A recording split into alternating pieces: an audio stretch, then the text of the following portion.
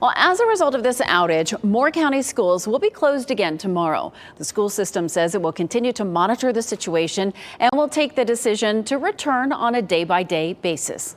In a news conference that wrapped up within the past hour, the governor said the attack on Moore County's power grid represents a new kind of concern for infrastructure in North Carolina.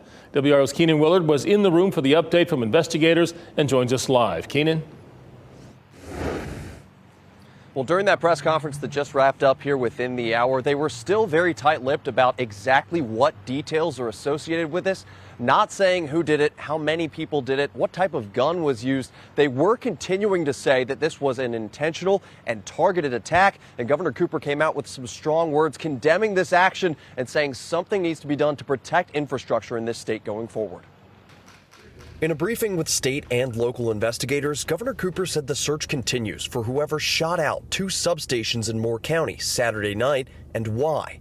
Cooper was asked if this is being investigated as an act of domestic terrorism. I think investigators are leaving no stone unturned as to what this is. They are looking at every motivation that could possibly occur here, and they want to find the perpetrator. Duke Energy says 45,000 customers were left without power when the stations were attacked.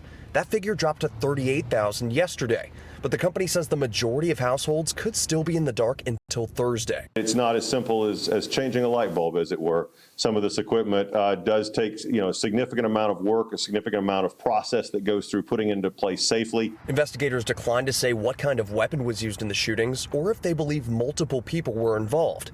Duke Energy also declined to say if there were surveillance cameras at the power stations. The governor did say this act represents a new kind of threat to North Carolina. I'm always concerned about critical infrastructure, and I think we certainly need to learn from this incident as to what we may need to do, because these kinds of things cannot happen.